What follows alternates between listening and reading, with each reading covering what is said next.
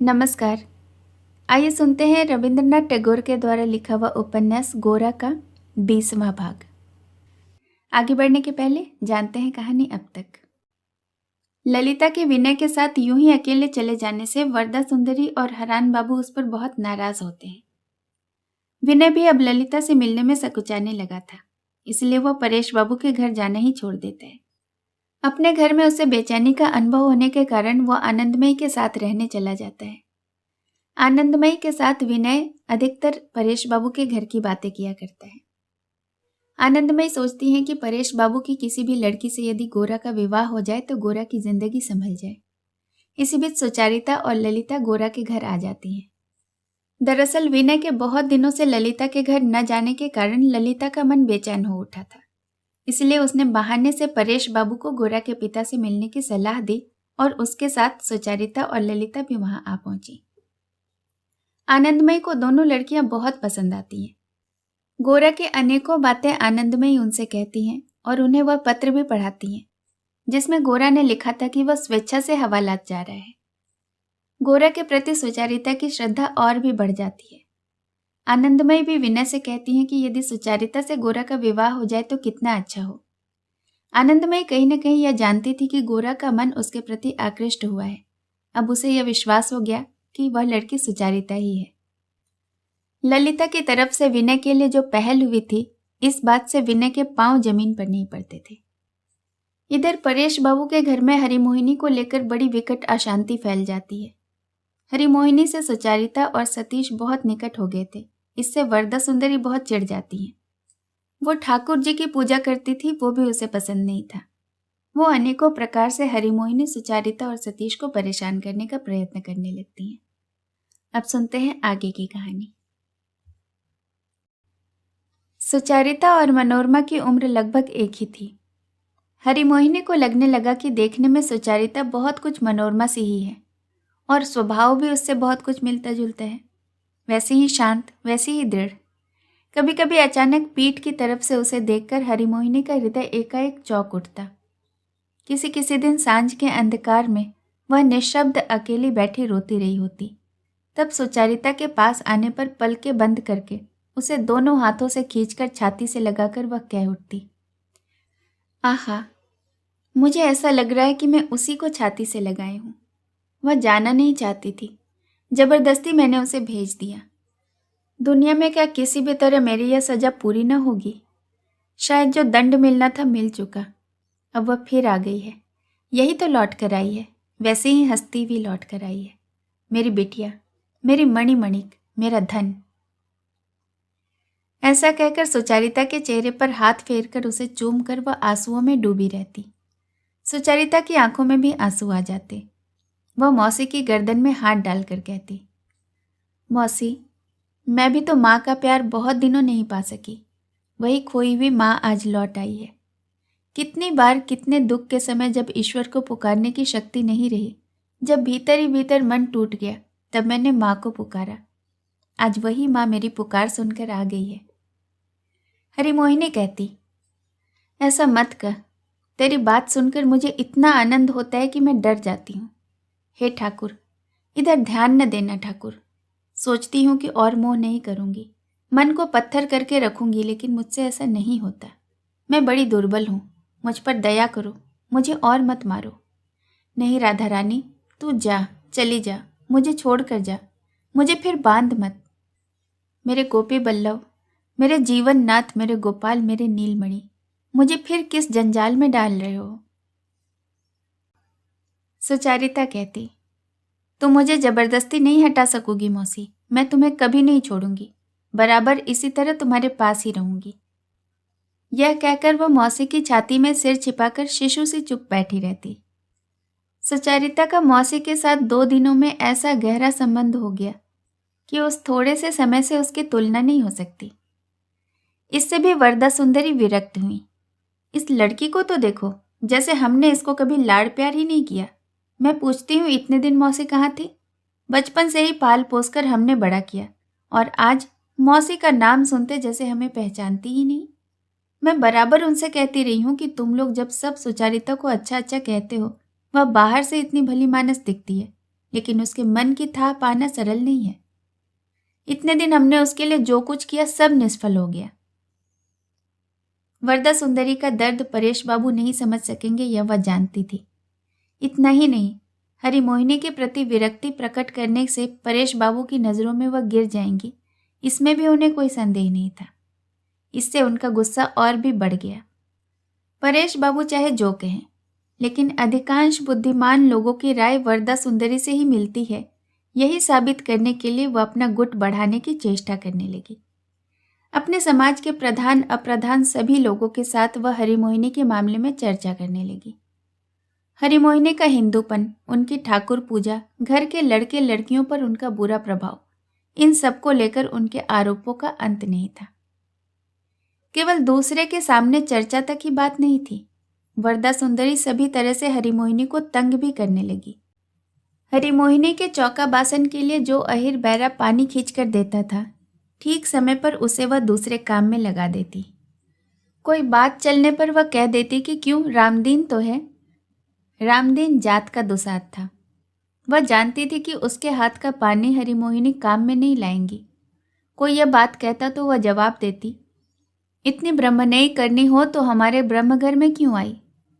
ऐसे मामलों को लेकर उनकी कर्तव्य भावना बड़ी प्रखर हो उठती है। वह कहती, ब्रह्म समाज में धीरे धीरे सामाजिक शैथिल्य बहुत बढ़ता जा रहा है, इसलिए ब्रह्म समाज कोई काम नहीं कर पा रहा है। जहाँ तक उनका जोर चलेगा वह इस शैथिल्य में योग नहीं देंगी, कभी नहीं। इस पर अगर कोई उन्हें गलत समझे तो वह भी उन्हें स्वीकार है, और अगर घर के लोग ही विरुद्ध हो जाएं तो वह उसे भी सिर झुकाकर सह लेंगी। दुनिया में जिस महापुरुषों ने कभी कोई बड़ा काम किया है, उन सभी को निंदा और विरोध सहना पड़ा है। इस बात को वह सभी को याद दिलाने लगी। लेकिन कोई असुविधा हरिमोहिनी को नहीं हरा सकती थी। उन्होंने जैसे प्रण कर लिया था कि वे कृष्ण साधना की चरम सीमा तक पहुंच जाएंगी। उन्होंने भीतर जो असहाय दुख पाया है, मानो बाहर भी उससे सामंजस्य बनाने के लिए वह प्रतिदिन कठोर आचार के द्वारा नए कष्टों का सृजन करती हुई चलती थी। इस तरह स्वेच्छा से दुख को वरण करके उसे आत्मीय बनाकर वश में करने को ही उन्होंने अभ्यास कर रखा था। जब हरिमोहिनी ने देखा कि पानी की असुविधा होती है, तब उन्होंने भोजन पकाने का काम बिल्कुल छोड़ ही दिया। ठाकुर के सामने निवेदन करके प्रसाद स्वरूप दूध और फल पर दिन काटने लगी। इससे सुचारिता को बहुत दुख हुआ, किंतु मौसी ने उसे यह समझा बुझा कर दिया कि यह मेरे लिए बहुत अच्छा हुआ बेटी, मुझे तो ऐसा ही चाहिए था। मुझे इसमें कोई कष्ट नहीं, बल्कि आनंद ही है। सुचारिता ने पूछा, मौसी अगर मैं दूसरी जाति के हाथ का खाने पानी न लूं, तब मुझे अपना काम करने दोगी? हरिमोहिनी बोली, क्यों बेटी, जो धर्म तुम मानती हो उसी के अनुसार चलो। मेरे लिए दूसरे मार्ग पर चलना नहीं होगा। मैंने तुम्हें पाया है, तुम मेरे पास हो, रोज तुम्हें देख पाती हूँ, यही मेरा आनंद है। परेश बाबू तुम्हारे गुरु हैं, पिता हैं। जो शिक्षा उन्होंने तुम्हें दी है उसी को मान कर चलो, उसी से भगवान तुम्हारा मंगल करेंगे। सुचारिता के सारे अत्याचार हरिमोहिनी ऐसे सहने लगी मानो वह कुछ समझी ही न हो। परेश बाबू जब उनसे आकर पूछते, कैसी हैं, कोई असुविधा तो नहीं है ना, तब वह कह देती, मैं बहुत सुख से हूँ। लेकिन सुचारिता को वरदा सुंदरी के अत्याचार बराबर अखरते रहते थे। वह शिकायत करने वाली नहीं थी, और परेश बाबू के सामने वरदा सुंदरी के व्यवहार की बात तो किसी प्रकार नहीं कह सकती थी। चुपचाप वह भी सब कुछ सहती रही। इन सब मामलों में किसी प्रकार का विरोध करने से उसे बड़ा संकोच होता था। इसका परिणाम यही हुआ कि धीरे धीरे सुचारिता संपूर्णतया अपनी मौसी के साथ हो गई।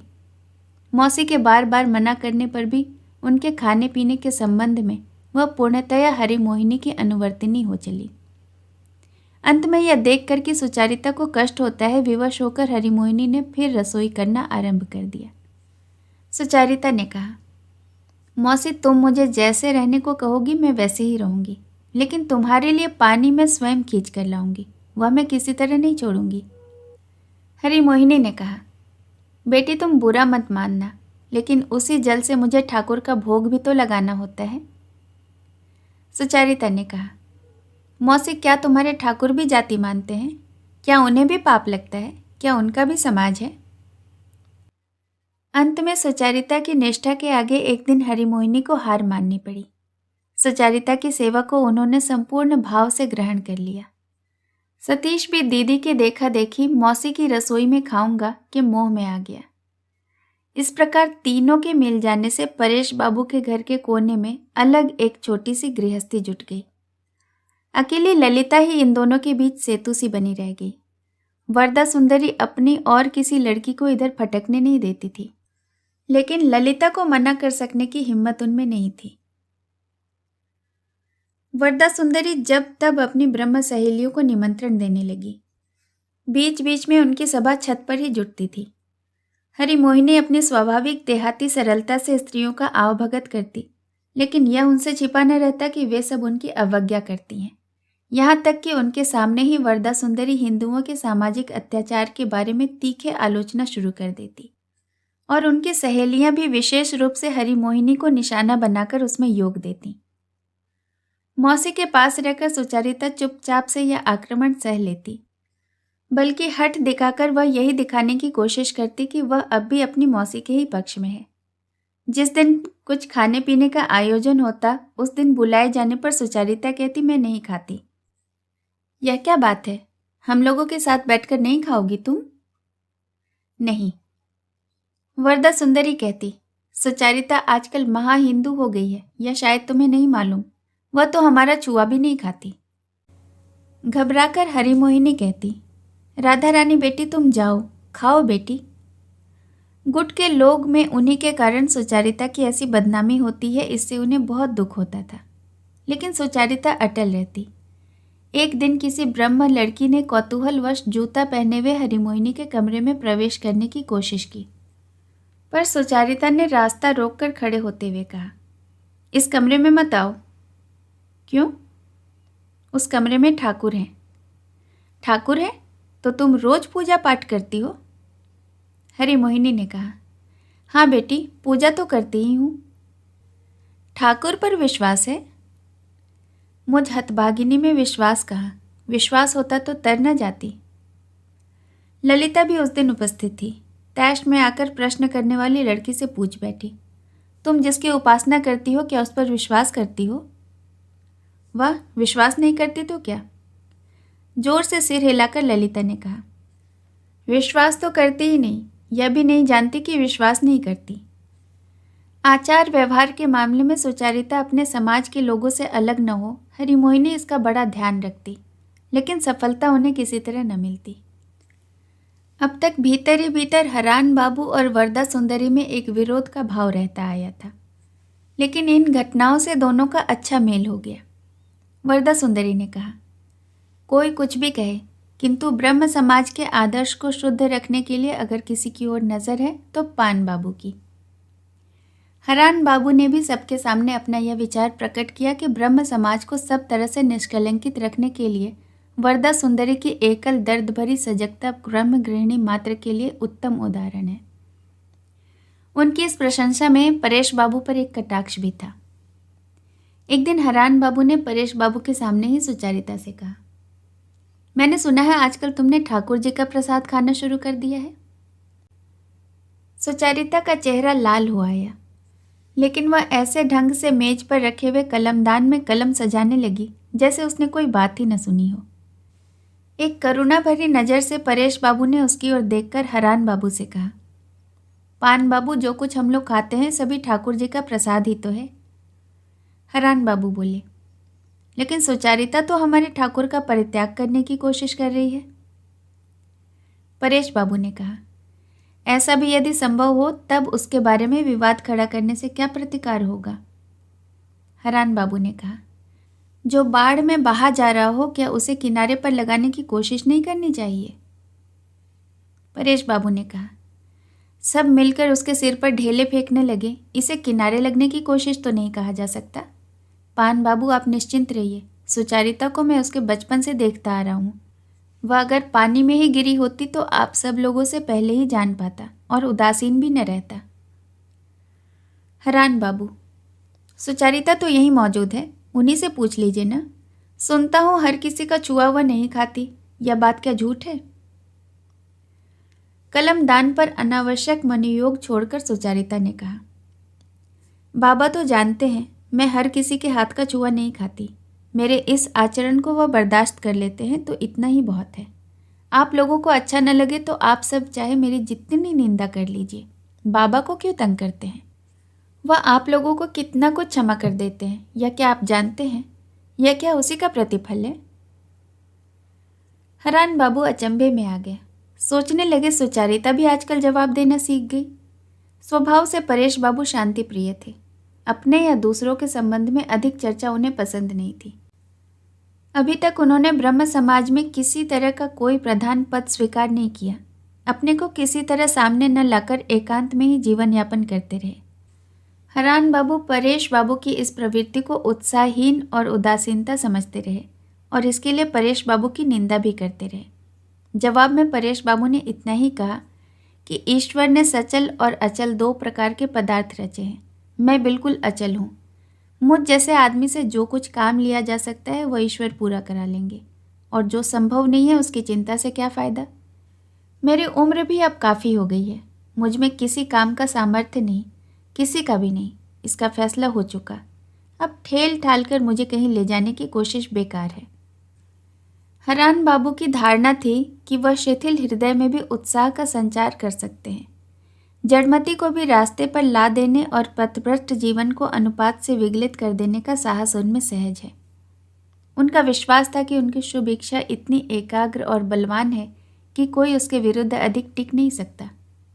उन्हें यकीन था कि उनके समाज के लोगों के व्यक्तिगत चरित्र में जो सबसे अच्छे परिवर्तन हुए, किसी न किसी तरह वह स्वयं उसके मुख्य जिम्मेदार रहे हैं।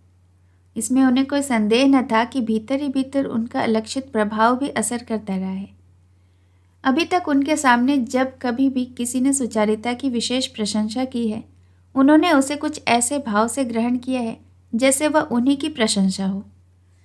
उनकी इच्छा रही है कि उपदेश, दृष्टांत और संगति के प्रभाव से सुचारिता के चरित्र को वह ऐसा गठित कर देंगे कि इसी सुचारिता के जीवन के द्वारा लोक समाज में उनका आश्चर्यमय प्रभाव प्रमाणित हो जाएगा। उसी सुचारिता के इस शोचनीय पतन से स्वयं अपनी क्षमता के बारे में उनका गर्व जरा भी कम नहीं हुआ, बल्कि इसका सारा दोष उन्होंने परेश बाबू के सिर मढ़ दिया। परेश बाबू की प्रशंसा लोग बराबर करते आए हैं, लेकिन हरान बाबू ने कभी उसमें योगदान नहीं दिया। इसमें भी उन्होंने कैसी दूरदर्शिता का परिचय दिया है, यह सब पर खुलासा हो जाएगा, इसकी उन्हें कोई आशा नहीं थी। हरान बाबू जैसे लोग सब कुछ सह सकते हैं, लेकिन जिन्हें वह विशेष रूप से हित के मार्ग पर लाना चाहते हों, वे ही अपनी बुद्धि के अनुसार स्वतंत्र मार्ग का अवलंब करें। इस अपराध को वे किसी तरह क्षमा नहीं कर सकते। सहज ही उन्हें छोड़ देना भी उनके लिए असंभव होता है। जितना ही वह देते हैं कि उपदेश का कुछ फल नहीं हो रहा है, उतना ही उनकी हठधर्मिता बढ़ती जाती है और वह लगातार आक्रमण करते जाते हैं। जैसे जब तक चाबी न खत्म हो जाए तब तक मशीन नहीं रुकती, वैसे ही किसी तरह अपने आप को वह नहीं संभाल सकते। जो कान उनसे विमुख हैं, उनमें एक ही बात को 1000 बार दोहराकर भी वह हार मानना नहीं चाहते। इससे सुचारिता को बड़ा कष्ट होता, अपने लिए नहीं, परेश बाबू के लिए। सारे ब्रह्म समाज में परेश बाबू टीका टिप्पणी के विषय हो गए। इस अशांति को कैसे दूर किया जा सकता है? दूसरी ओर सुचारिता की मौसी भी प्रतिदिन समझती जा रही थी कि वह जितना ही झुककर अपने आप को बचाकर रखने की कोशिश करती है, उतना ही इस परिवार के लिए और भी बड़ी समस्या बनती जाती है। इसको लेकर मौसी की लज्जा और संकोच सुचारिता को बेचैन किए रहती है। इस संकट से कैसे छुटकारा हो, यह सुचारिता किसी तरह नहीं सोच पाती। इधर शीघ्र ही सुचारिता का विवाह कर डालने के लिए वरदा सुंदरी परेश बाबू पर बहुत दबाव डालने लगी। उन्होंने कहा, सुचारिता की जिम्मेदारी अब हम लोग नहीं उठा सकते, क्योंकि वह अपने मनमाने ढंग से चलने लगी है। उसके विवाह में यदि अभी देर हो तो बाकी लड़कियों को लेकर मैं कहीं और चली जाऊंगी। सुचारिता का यह अद्भुत उदाहरण लड़कियों के लिए बहुत ही कुप्रभावी सिद्ध होगा। तुम देखना, इसके लिए आगे चलकर तुम्हें पछताना पड़ेगा। ललिता पहले ऐसी नहीं थी, अब तो जो उसके मन में आता है कर बैठती है, किसी की नहीं सुनती। सोचो उसकी जड़ में क्या है। उस दिन जो करनी वह कर बैठी, उसके लिए शर्म से मरी जा रही हूँ। तुम्हारा क्या ख्याल है कि उसमें सुचारिता को कोई हाथ नहीं था? तुम हमेशा सुचारिता को अधिक चाहते रहते हो, तब भी मैंने कुछ नहीं कहा, लेकिन अब ऐसा नहीं चलेगा, मैं स्पष्ट कह देती हूँ। सुचारिता के लिए तो नहीं, किंतु पारिवारिक अशांति के कारण परेश बाबू चिंतित हो उठे। वरदा सुंदरी जिस बात को पकड़ लेंगी उसे पूरा करने की कोई कोशिश बाकी न रखेंगी, और जितना ही देखेंगी कि आंदोलन से कोई नतीजा नहीं निकलता, उतना ही और हट पकड़ती जाएंगी। इसमें उन्हें कोई संदेह नहीं था। सुचारिता का विवाह किसी तरह जल्दी हो सके तो वर्तमान अवस्था में सुचारिता के लिए भी वह शांतिदायक हो सकता है, इसमें भी संदेह नहीं। उन्होंने वरदा सुंदरी से कहा, अगर पान बाबू सुचारिता को राजी कर लें तो विवाह करने में मैं कोई आपत्ति नहीं करूंगा। वरदा सुंदरी ने कहा, और कितनी बार उसे राजी कराना होगा? तुम तो हद करते हो, और इतनी खुशामद भी किस लिए? मैं पूछती हूँ, पान बाबू जैसा पात्र तुम्हें और कहाँ मिलेगा? चाहे तुम गुस्सा ही करो, लेकिन बात यही सच है कि सुचारिता पान बाबू की योग्य नहीं है। परेश बाबू बोले, सुचारिता के मन का भाव पान बाबू के प्रति कैसा है यह मैं ठीक ठीक नहीं समझ सका, इसलिए जब तक वे लोग आपस में बात साफ न कर लें मैं इसमें कोई दखल नहीं दे सकता। वरदा सुंदरी ने कहा, नहीं समझ सके? इतने दिन बाद आखिर स्वीकार करना ही पड़ा। उस लड़की को समझना आसान नहीं है, वह बाहर से कुछ और भीतर से कुछ और। वरदा सुंदरी ने हरान बाबू को बुला भेजा। अखबार में उस दिन ब्रह्म समाज की वर्तमान दुर्गति की आलोचना छपी थी। उसी में परेश बाबू के परिवार की ओर ऐसे इशारा किया गया था कि कोई नाम न रहने पर भी यह बिल्कुल स्पष्ट हो गया था कि आक्रमण किस पर किया गया है, और लिखने के ढंग से यह अनुमान करना भी मुश्किल न था कि उसका लेखक कौन है। एक बार उसे सरसरी नज़र से देखकर सुचारिता उस अखबार के टुकड़े टुकड़े कर रही थी। उसे इतना क्रोध आ रहा था मानो फाड़ते फाड़ते अखबार की चिंदियों को जब तक कणों में न परिणित कर देगी तब तक रुकेगी नहीं। उसी समय हरान बाबू आकर एक कुर्सी खींचकर सुचारिता के पास बैठ गए। एक बार चेहरा उठाकर भी सुचारिता ने नहीं देखा। जैसे अखबार फाड़ रही थी वैसे ही फाड़ती रही। हरान बाबू बोले, सुचारिता, आज एक गंभीर बात करनी है, मेरी बात जरा ध्यान से सुननी होगी। सुचारिता कागज फाड़ती रही।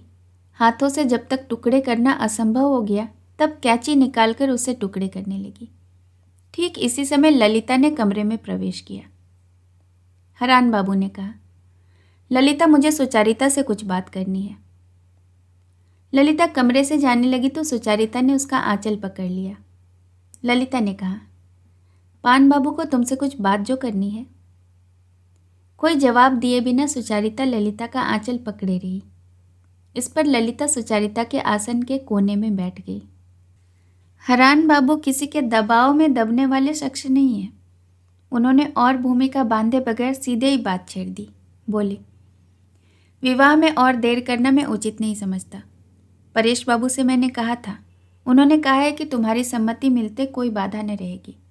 मैंने तय किया है कि इस रविवार के अगले रविवार को ही। उनकी बात पूरी न करने देकर सुचारिता ने कहा, नहीं। सुचारिता के मुंह से यह अत्यंत संक्षिप्त लेकिन स्पष्ट और उद्दत नहीं सुनकर हरान बाबू चौंक गए। वह सुचारिता को अत्यंत आज्ञाकारिणी ही जानते आए थे। वह अपनी एकमात्र नहीं के वाण से उनके प्रस्ताव को आधे रास्ते में ही भेद कर ध्वस्त कर देगी, इसकी उन्होंने कल्पना भी नहीं की थी। उन्होंने रुखाई से पूछा, नहीं नहीं माने क्या? तुम और देर करना चाहती हो?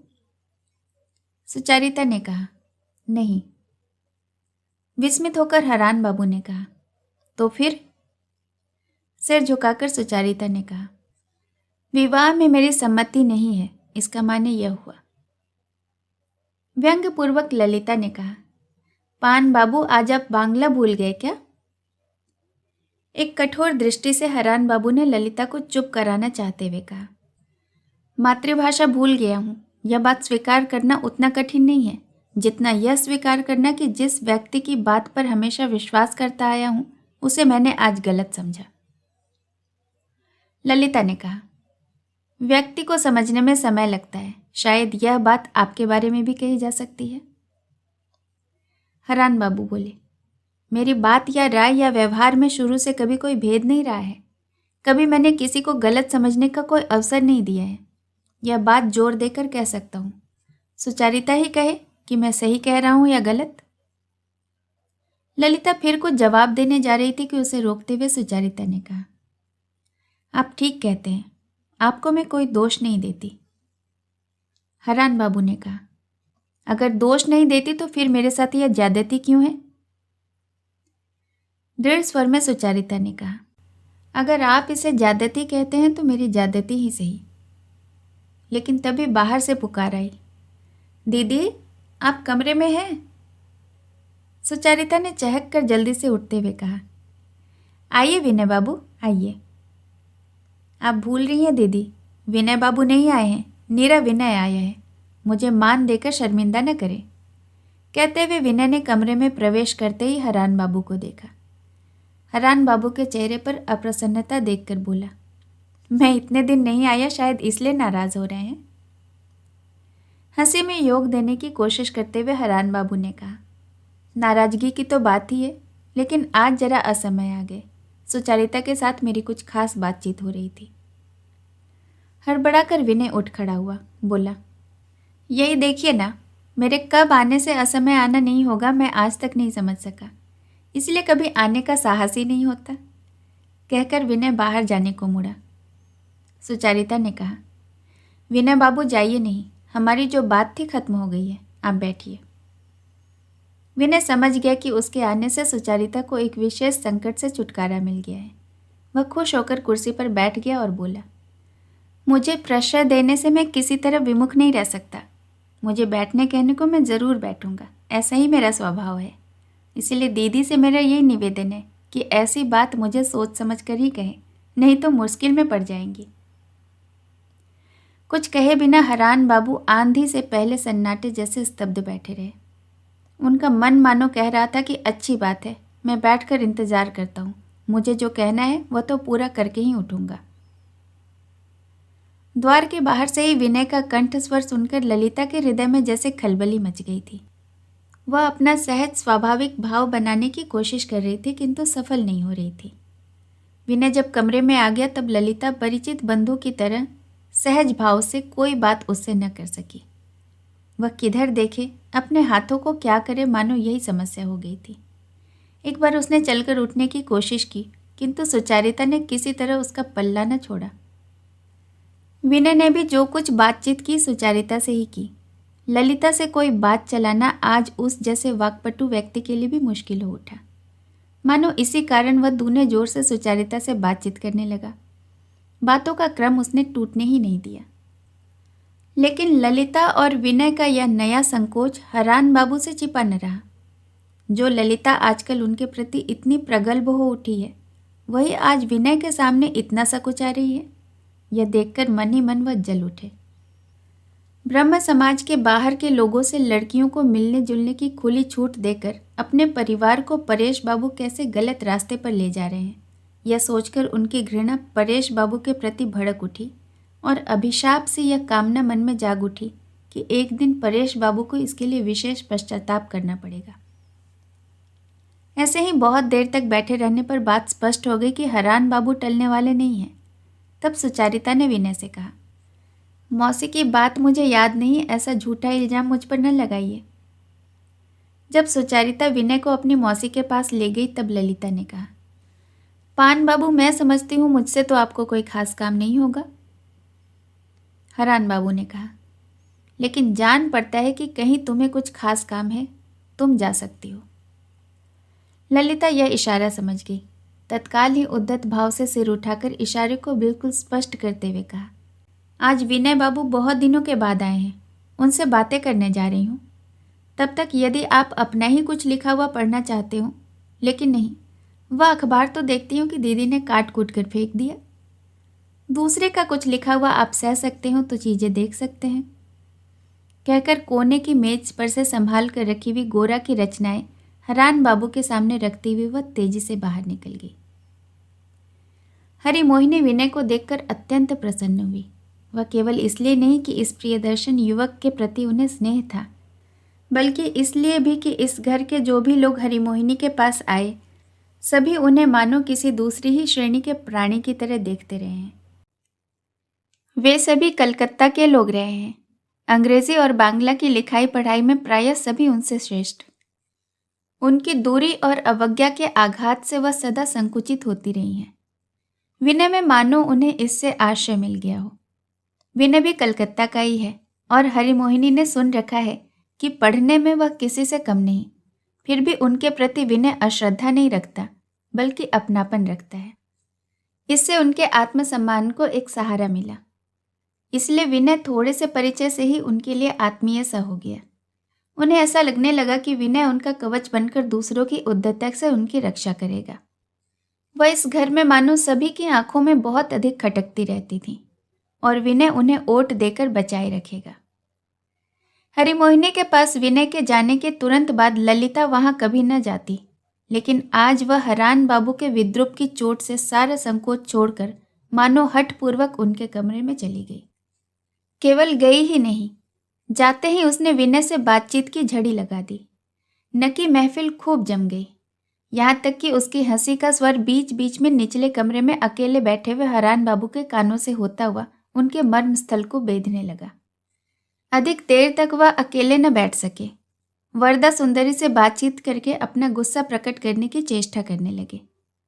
वरदा सुंदरी ने जब सुना कि सुचारिता ने हरान बाबू के साथ विवाह के बारे में अपनी असहमति प्रकट की है, तो यह सुनकर उनके लिए धैर्य रख पाना असंभव हो गया। बोली, पान बाबू भलमनसाहत दिखाने से यह नहीं चलेगा।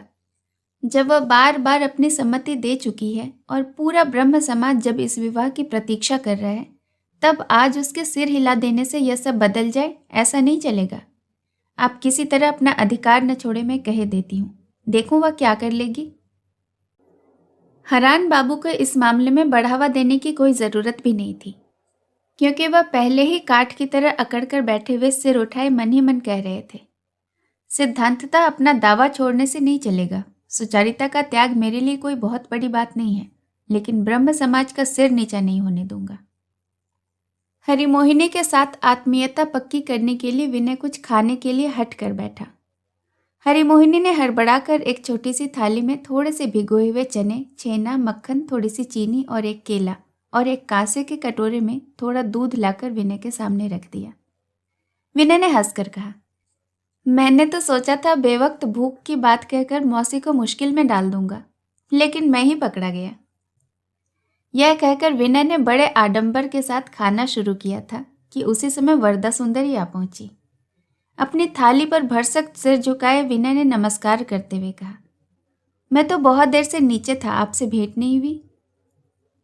उसे कुछ जवाब न देकर वरदा सुंदरी ने सुचारिता की ओर लक्ष्य करके कहा, यह तो यहाँ बैठी है, मैं पहले ही समझ गई थी कि यहाँ मजलिस जमी है, मजे हो रहे हैं। उधर बेचारे हरान बाबू सवेरे से इनका रास्ता देखते बैठे हैं, जैसे वह इनके बगीचे के माली हों।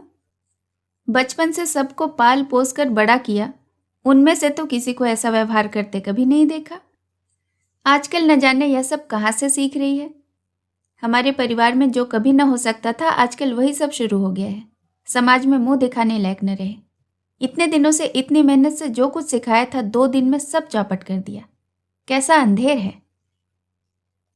हड़बड़ाकर हरिमोहिनी ने उठते हुए सुचारिता से कहा, नीचे कोई बैठे हैं, मुझे तो मालूम ही नहीं था।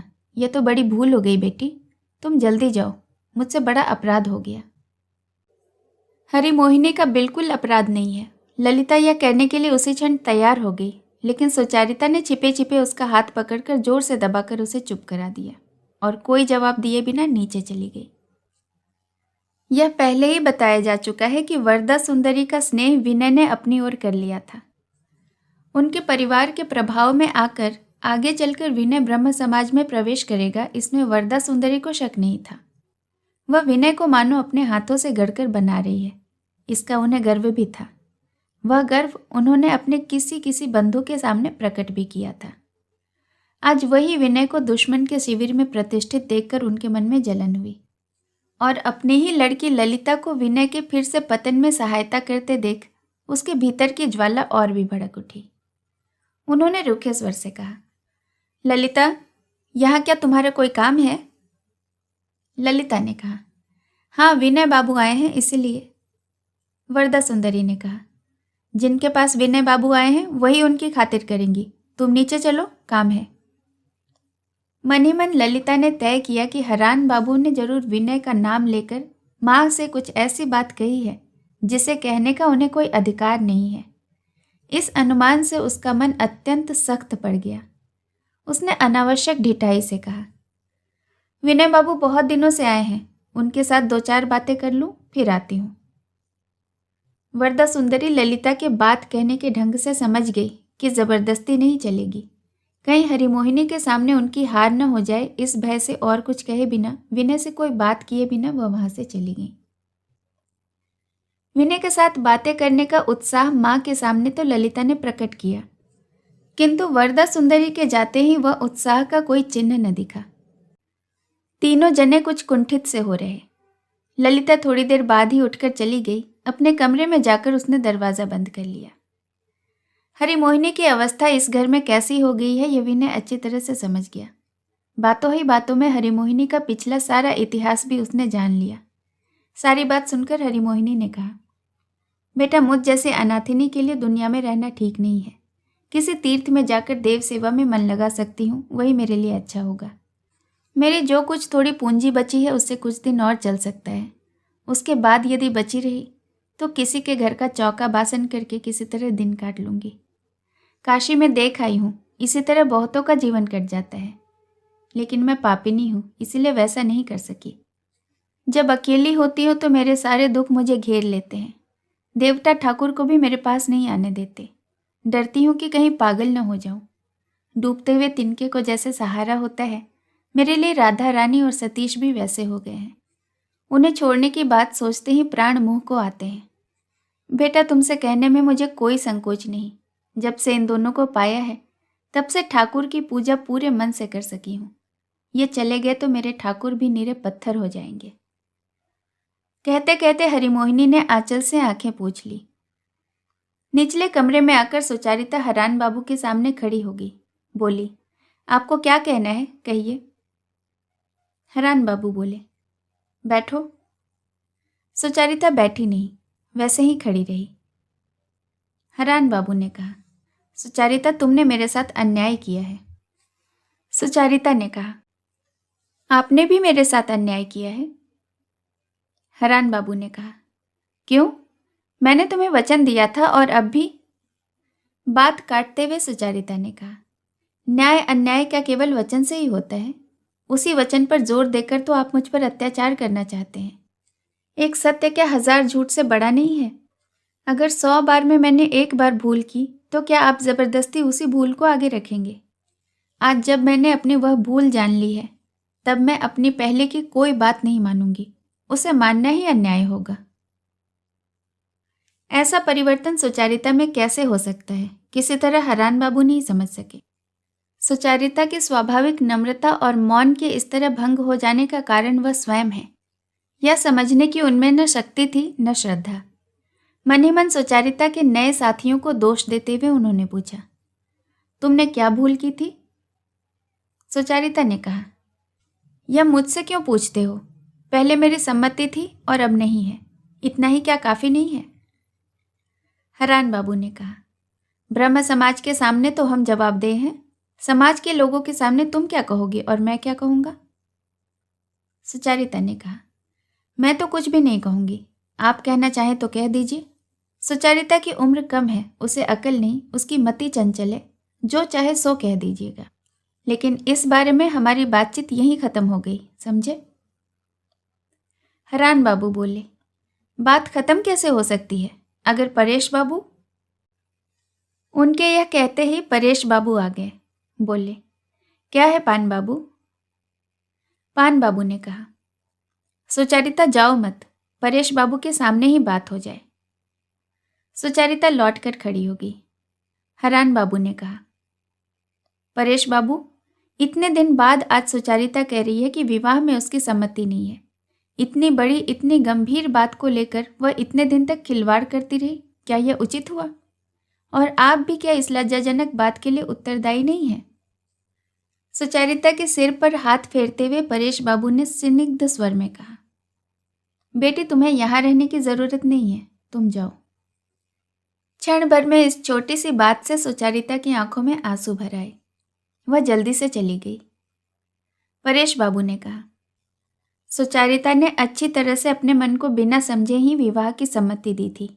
यह संदेह बहुत दिन से मेरे मन में भी था, इसलिए समाज के लोगों के सामने आपका संबंध पक्का करने के बारे में आपका अनुरोध मैं अभी तक मान नहीं सका था। हरान बाबू ने कहा, तब सुचारिता ने अपना मन ठीक समझकर ही राय दी थी और अब बिना समझे ना कह रही है, ऐसा संदेह आपको नहीं होता? परेश बाबू बोले, दोनों ही बातें हो सकती हैं, लेकिन संदेह की हालत में तो विवाह नहीं हो सकता। हरान बाबू बोले, सुचारिता को आप कोई नेक सलाह न देंगे? परेश बाबू ने कहा, आप निश्चय ही जानते हैं कि सुचारिता को मैं भरसक गलत सलाह नहीं दूंगा। हरान बाबू ने कहा, अगर यही बात होती तो सुचारिता की यह हालत कभी नहीं होती। आपके परिवार में जैसी जैसी बातें आजकल होने लगी हैं, सब आपकी लापरवाही का ही नतीजा है। यह बात मैं आपके मुंह पर कहता हूं। मुस्कुराकर परेश बाबू बोले, आपकी बात तो ठीक ही है। अपने परिवार की अच्छाई बुराई की जिम्मेदारी मैं नहीं लूंगा तो कौन लेगा? हरान बाबू बोले, इसके लिए आपको पछताना पड़ेगा, मैं यह कह देता हूं। परेश बाबू ने कहा, पछतावा तो ईश्वर की दया है पान बाबू। मैं अपराध से ही डरता हूं, पश्चाताप से नहीं। कमरे में आकर सुचारिता ने परेश बाबू का हाथ पकड़कर कहा, बाबा, उपासना का वक्त हो गया है। परेश बाबू ने पूछा, पान बाबू, आप जरा बैठेंगे? हरान बाबू बोले, नहीं, और शीघ्रता से चले गए। अपने अंतस के साथ और बाहरी परिस्थिति के साथ एक साथी सुचारिता को जो संघर्ष आरंभ हो गया था, उससे वह भयभीत हो गई थी। गोरा के प्रति उसके मन का जो भाव इतने दिनों से उसके अनजाने में गहरा होता जा रहा था, और गोरा के जेल जाने के बाद से जो उसके सामने बिल्कुल स्पष्ट और दुर्निवार हो उठा था, उसे वह कैसे संभाले, उसका क्या परिणाम होगा, यही वह सोच नहीं पा रही थी। शेष कहानी अगले भाग में। रविंद्रनाथ टैगोर द्वारा रचित गोरा में मेरे साथ बने रहने के लिए आपका बहुत बहुत धन्यवाद। अगला भाग लेकर जल्द उपस्थित होंगे। धन्यवाद।